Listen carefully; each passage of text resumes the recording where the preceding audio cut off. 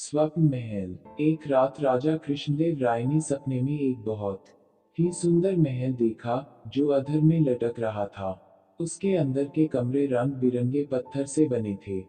उसमें रोशनी के लिए दीपक या मशालों की जरूरत नहीं थी।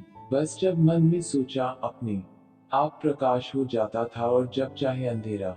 उस महल में सुख और ऐश्वर्य के अनोखे सामान भी मौजूद थे। धरती से महल में पहुंचने के लिए बस इच्छा करना ही आवश्यक था। आंखें बंद करो और महल के अंदर।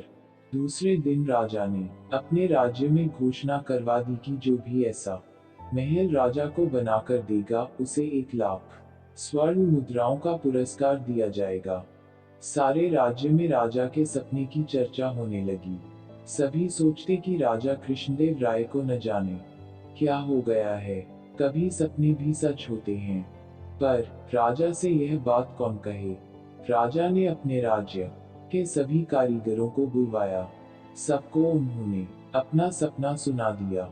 कुशल व अनुभवी कारीगरों ने राजा को बहुत समझाया कि महाराज, यह तो कल्पना की बातें हैं, इस तरह का महल नहीं बनाया जा सकता।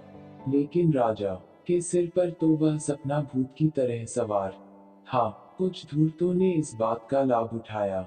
उन्होंने राजा से इस तरह का महल बना देने का वादा करके काफी धन लूटा। इधर सभी मंत्री बेहद परेशान थे। राजा को समझाना कोई आसान काम नहीं था। अगर उनके मुंह पर सीधे सीधे कहा जाता कि वह बेकार के सपने में उलझे हैं तो महाराज के क्रोधित हो जाने का भय था। मंत्रियों ने आपस में सलाह की। अंत में फैसला किया गया कि इस समस्या को तेनालीराम के सिवा और कोई नहीं सुलझा सकता। तेनालीराम कुछ दिनों की छुट्टी लेकर नगर से बाहर कहीं चला गया।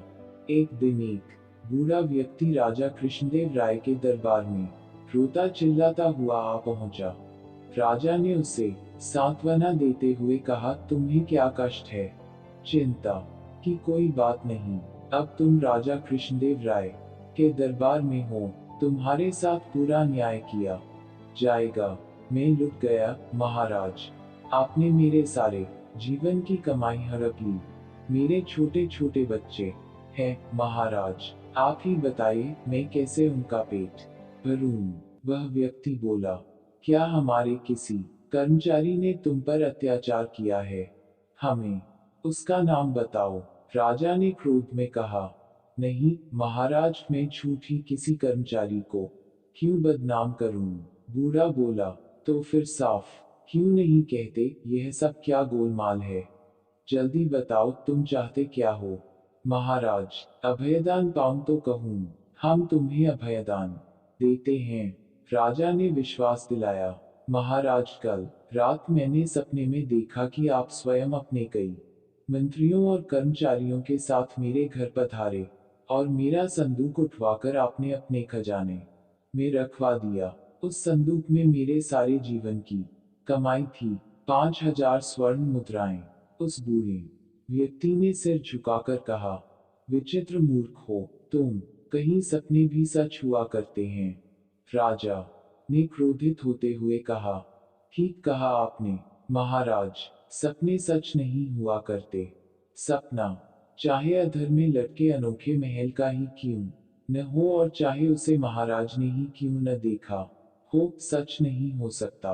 उद्धरण। राजा कृष्णदेव राय हैरान होकर उस बूढ़े की ओर देख रहे थे। देखते ही देखते उस बूढ़े ने अपनी नकली दाढ़ी, मूंछ और पगड़ी उतार दी। राजा के सामने बूढ़े के स्थान पर तेनालीराम खड़ा था।